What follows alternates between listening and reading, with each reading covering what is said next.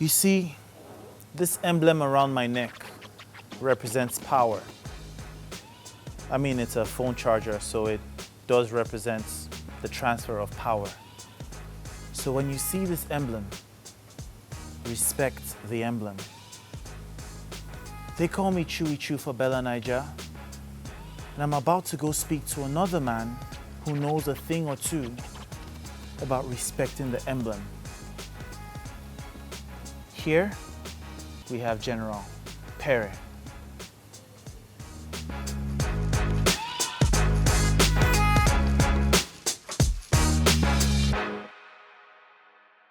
When you guys are ready, let me know. Yeah, we're ready now. Yo! What's Wait, up, wait, man? wait. I'm waiting. I know this guy. I know you too. What? Wait. What primary school did you go to? I know your face, man. Yeah, what? I know your face too. What primary school did you go to? I went to, what you call it? I went to a lot of primary schools. Yeah, which? Twin Fountain. Okay, the other one. I went to Twin Fountain. I went to Dom Domingos. And Really? then, yeah. That isn't it. That isn't it. No. Oh, okay, but I know I was just messing with you. Oh, okay. I'm Chewy. Chewy, okay. How you doing, man? Nice to meet you, Perry. I'm still trying to think and remember, but okay. I'll give you some time. I'll give you some time. Fuck. Michael was like this too. Who? Michael. Who, Michael? He's like, I know you from somewhere. But he couldn't quite place it. I think I just have one of those faces, you know? Maybe, I don't know, man. We can talk and maybe down the line you might get to like realize. Yeah. Something. Okay. How are you, man? I'm good. I like the drip. I like this. Yeah, Manel. Manel. Yeah. Okay, got the all black, you know? Yeah. Alexander Queens. McQueen. Nice. Dude, congratulations, man. Appreciate you, bro. Thank you. Military serviceman in the U.S. military. Yeah. Actor, model. Yeah. I'm very curious about that, like military. What was it? What aspect of the military were you? Was it like Navy, Marines, Army? Army, the U.S. Army. Army. Mm-hmm. How was that? It was very challenging, man, and it was at a time when America was at war with other countries. Surviving basic training. Why military, man? Was that ever your first choice? Well, it wasn't my first choice, but I decided to get into the U.S. military because, for one, I've always been a fan from afar, and I was presented with an opportunity to, so I took it. Just for the experience. Just for the experience. Mm-hmm. What did that teach you? It taught me perseverance, endurance, and also taught me how to be Stealthy. Yeah. Which obviously played out well, coming in as a wild card. Absolutely. And just being. But what happened with the rest of the skills? Like, you weren't really winning any physical tasks. Bruh. I'm 36, man. I'm rusty. Jeez, I'm close to 40. I'm competing like with guys who are like very athletic, like Emmanuel in his 20s. Ronaldo, man. He plays football like every single day, and I've been out the military for a while, for a very long time. If you caught me in my 20s, shit, you can't even catch me when I run. Really? 100%. Really? 100%. I was a sprinter as well. Oh yeah, we run, and I don't run like athletes do. I run with the military gadgets, and I have my Kevlars. Like 10 pounds or something, right? Jesus Christ. How many you have to do the race? About 15 to 20 pounds. 15, 20 that thing is really heavy. Here and at the back, and I have my helmets as well. And I'm running with my M16, the rifles, and we're running. And we're not running with Snickers, we're running with boots. We are running. Do you miss it? I do. I was actually thinking about going back again, not now, but this was about 3 years ago. I was thinking about joining the Marines this time around.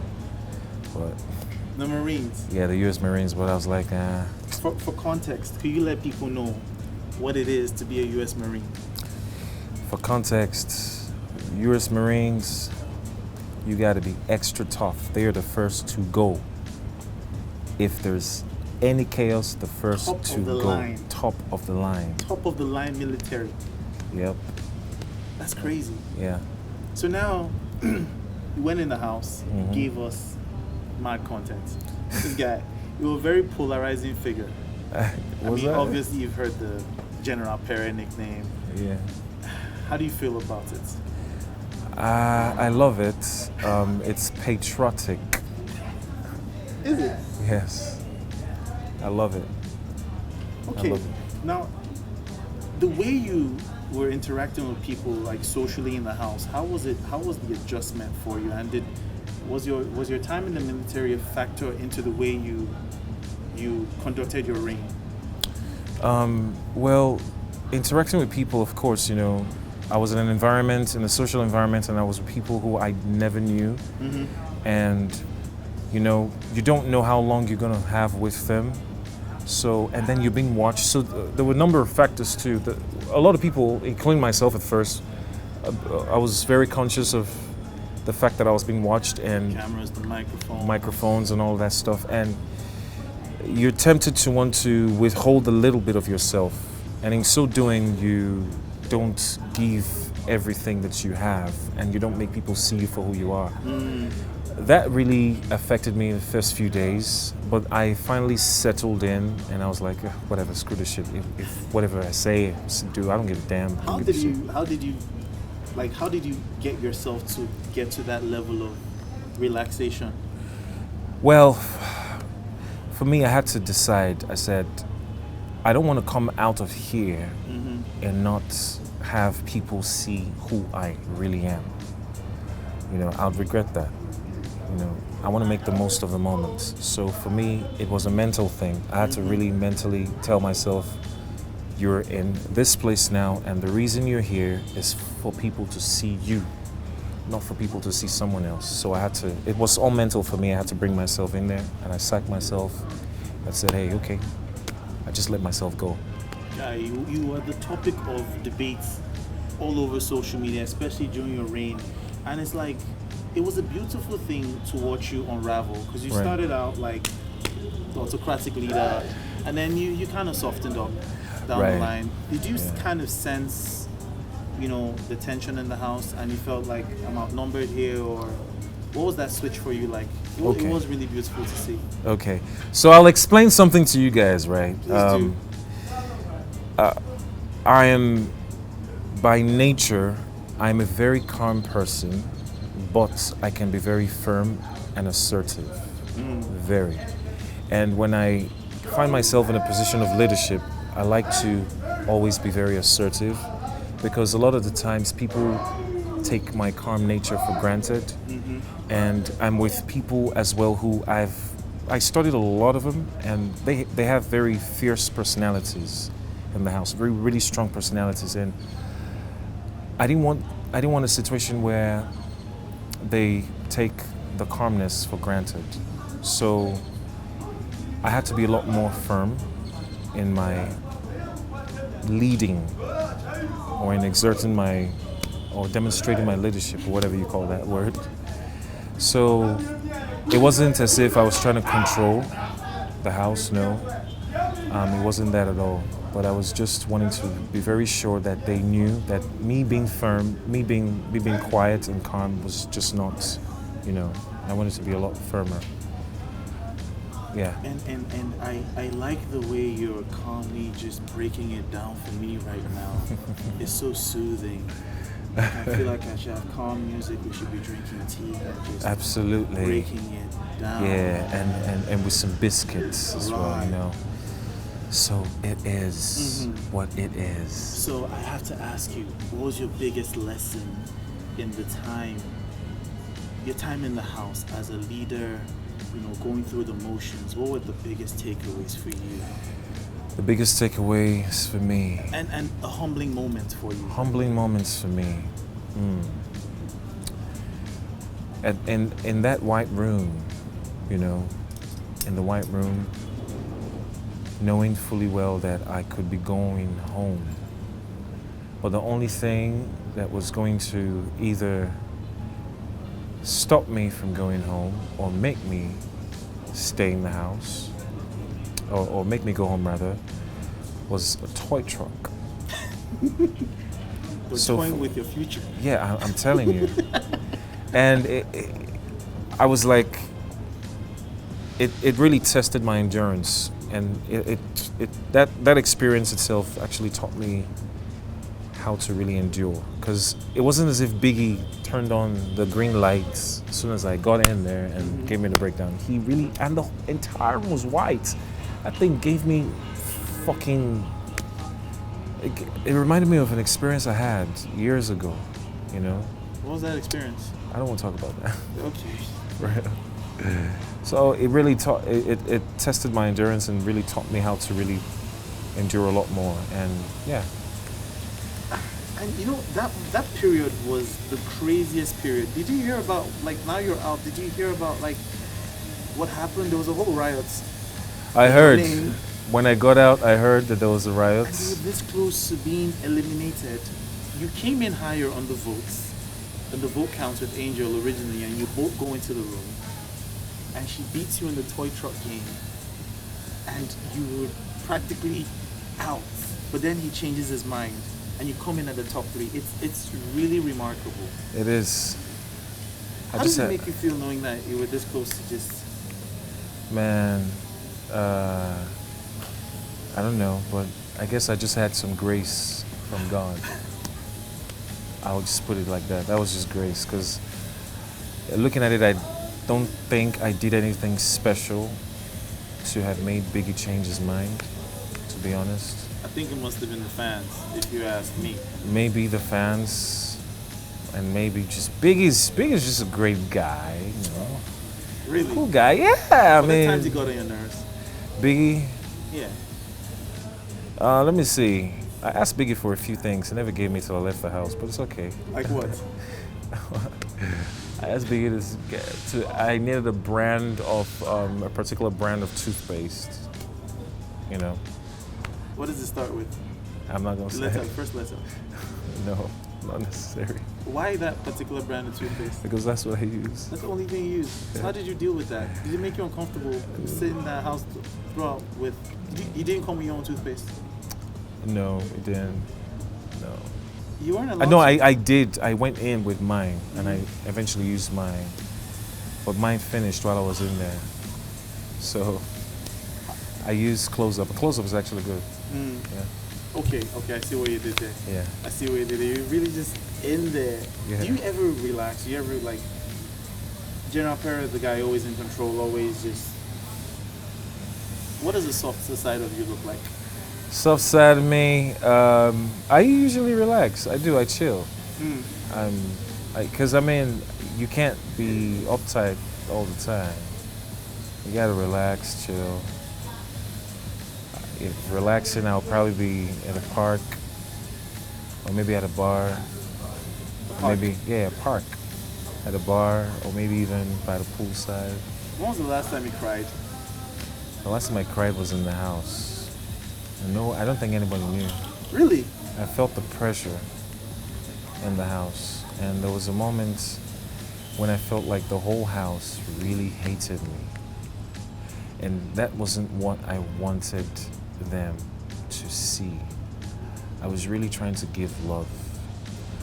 I was wanting them to understand me, but then it was as if some of the things that I was doing were being misinterpreted and misunderstood. And it created a big gap between me and a lot of housemates. So it made me feel like, shit, I fucked up. I don't know. How'd you dig yourself out of that hole? Well, I decided to not react to everything that was being done to me. I made it a conscious effort to just let a lot of things slide. Because at the end of the day, we're going to be there. It's a game. For all you know, people might just be doing things just to upset you. Okay. Just because they know it's a game and it's part of their strategy. So I started to pick my battles, pick my fights, and not let everything upset me. I made it a conscious effort not to let everything upset me and rather if someone upset me and if I feel I'm about to give a reaction, I just let it go consciously and then just flow and just give love, kindness. Now, crying is a sad emotion. Right. And love is on the other spectrum of it. Right. Like, I mean, there are tears of joy as well. Absolutely. But, in that moment, you had your sad moments, and then you had your moments of love where you were really out there. And speaking of love, there's a certain housemate you were just really closely linked to. Who's that? Maria. Maria, yeah, she was a likable person. Maria's a likable person. There seems to be some kind of, what? Attraction, tension, attraction, going on tension. Both of you guys there. Well, no, I wouldn't say there was an attraction, tension. What I would say is it was just two people who came in as wild cards. First of all, I didn't even think there was a second wild card starting. When I was told I was going to be a wild card, I was just told it was just me. That was the impression. How did that make you feel? Yeah, I was knowing that there was a second person. No, that you were a wild card. Yeah, I was like, the main contender. Right. I was like, why me? Why does it have to be me? But then I was like, okay, I like a challenge anyway. I want to go in there, and it's kind of like the type of game I like to play. Be a little stealthy and don't see me coming, and then boom, I'm in your face. So it started out there. I found out eventually that there was another wild card, and then I was like on a road to discover who this wild card was. Because Biggie asked me in my diary session, he's like, so Pere, you know that I didn't tell you that there was another wild card. I told you that it was just you. So how do you feel? I told him how I felt. I said, okay, so who do you think the second wild card was? By then, Maria had already come in. It was on a Thursday. At this time, I had a lot of time to really study everyone. And something stood out with Maria. She's very playful. She carries a lot of energy. Her personality is infectious. So there was nobody in the house that did not like her.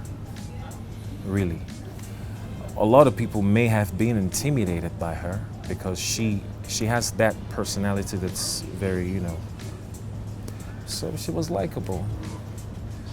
And I just liked her as a person. That's your story. It is the truth, not just my story. If that's what you say. That is the truth. Now you got out of the house, so you're hugging on your little girlfriend at the party. Oh no, that was not my girlfriend. That wasn't your girlfriend. No, that's actually my very good friend. She's a very close friend of mine. Okay, cool. So have you had a conversation with your girlfriend since being out of the house? Oh, absolutely. You mean the love of my life? Yes, I have. Did she give you a little knock on the head, because of the whole Mario situation? She didn't understand it at first, but Ramatu is a darling. So you were in trouble at first? Yeah, I was in trouble because I knew. But getting to the house, I told her everything. I was like, hey, this I don't know, but I don't know what's gonna happen in there. But this is how this thing goes. Like, this is a game. I have to go play. I'm going to have to go in as Gringo, my alter ego. So was the love thing a strategy for you? What love thing? Because it looked like there was a romantic thing with you and Maria going on. There was no romantic thing. It looked like. Well, no, there was no romantic thing with me and Maria. There was no. It was more of a friendship thing and two people. Boy, girl, she's attractive. I'm not blind. She's a good-looking woman. She had great personality. So, hey,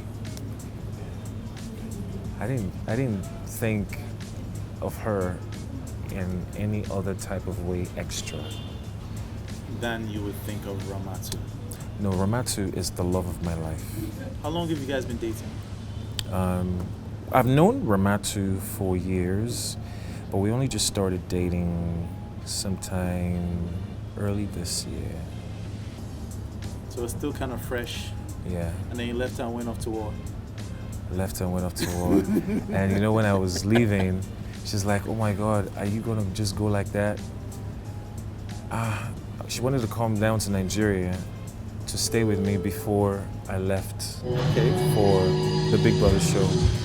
But then she couldn't because I was going into lockdown. She had gotten her ticket and everything. And the day I was going to go into lockdown was the day her flight was supposed to arrive. And we didn't know about the lockdown thing because with the whole process, it's actually shrouded in mystery. So, yeah. So, you talked about being misunderstood a lot. Like, is that something you had to deal with, like, in the house? in your life?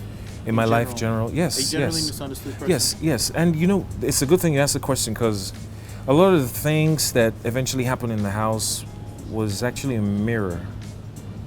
Because in my life, I've been misunderstood a lot, and I've been in either friendships or relationships with people, and some of the things, even though I met them for good, or I'm trying to actually save myself or my significant other or partner from getting into any type of trouble or any type of thing that they shouldn't get into, it gets the entire thing just gets misconstrued. I like using that word. As you being controlling, right, manipulative. Right.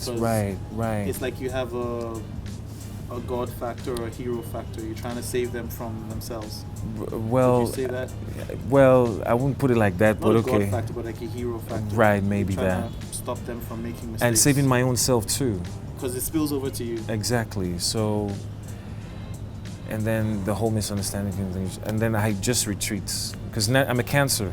So that's how I am generally. Zodiac sign, by the way, not like a Cancer as a right. society. A zodiac sign, please. So I'm a Cancer, and I don't. Yeah, it was. I didn't want to. But then I had to deal with the whole misunderstanding thing in the house too, because it made me, a lot of the times, it made me feel like, okay, they probably will never understand, they'll probably never get me. And I retreated. Because there was a time in the house I wasn't really talking to anybody. I just wanted to be by myself. People were really just saying things, comments here and there, and it really upset me, but I just was like, you know what, to hell with it, I'll just be by myself. But then, after a while, I had to realize, okay, well, this is not who you want them to see. You have to show them you and get out of that shell and just be you. So, speaking about you, who is Pere? Pere is the guy you saw at the beginning and the guy you saw at the end. The guy you saw at the beginning to the end, that was me. So the person that just started watching the show 2 weeks ago, to them, who is Pere? Pere, in a word, in what? In a sentence or two, who are you? Pere is a very exceptional guy. Very assertive, highly opinionated. I'm a lover. And a great friend. Yeah. Okay. Now, you mentioned you're looking to continue your acting career as one of your future plans. Absolutely. How established in Nollywood would you say you are? Well, not very. I'm still finding my feet in this great industry. I'm hoping to work with a lot of the big names. I'm talking Mo Abudu, I'm talking Kemi Adetiba. Shoot your shots. Straight up. Mo Abudu, Kemi. I ask that because there was this chatter on social media that you really weren't drumming up a lot of support from the Nollywood industry. I don't know if you know about that. Like, I wasn't drumming up a lot of support from Nollywood? People weren't really happy that Nollywood wasn't really coming out to back you like that. I don't know. I had great people backing me. And there were some really outspoken guys. Uti was I was backing about me. to say that. My friend lead. Uti was supporting everybody. No, Uti was supporting me. Uti was supporting everybody. Nah, bullshit. Uti was supporting me. Forget Uti. Uti was supporting me. It was Lydia Lawrence Nze, Remy Binola, famous director in Nollywood here, supporting me. She did great. Modupe was supporting me as well. There were Kunle Remy. Yeah. Stan Nze came out. Tana Adelana, Jesus, Fatai Balogun. You can't name them all right now, but it seems you kept your eye on the, you've been checking for some of them, so that's pretty good. Yeah. Yes, but it was said, and some people weren't happy about that, but hey, it is what it is, right? It is what it is, man. So what else, what other plans do you have, man? Music. Absolutely. Go into music. Genre? R&B, pop, hip-hop, and some Afro. No tumba music. What's tumba? Like, like What, like Fuji? Baby, I love your low waist. When I look into your eyes. That's Afro now. That's some Afro shit. No, it's not really Afro. It's its own. Oh, it's his own. Yeah. We'll go in now. We'll do what we can do. We'll do what we can do. All right, man. I mean, this is a great conversation. Thanks a lot for your time. Thank you, man. And Appreciate there's so much more to you, and we're looking forward to just watching you unravel in our eyes and like your future journey and everything, man. Thank you so much. And guys, you know the drill. To catch up with Pere and his life, follow him across his social media platforms. It's on your screen right now. Mine is on there right now. Thank and you you, know man. where to get the best interviews and the scoop and the news on Pere's life and his future. BellaNaija.com. That's the website you need to put in. Follow us across all social media platforms. And till the next interview, thank you very much, Pere. Chop knuckle. Chop knuckle. The General signing out, baby. Boom.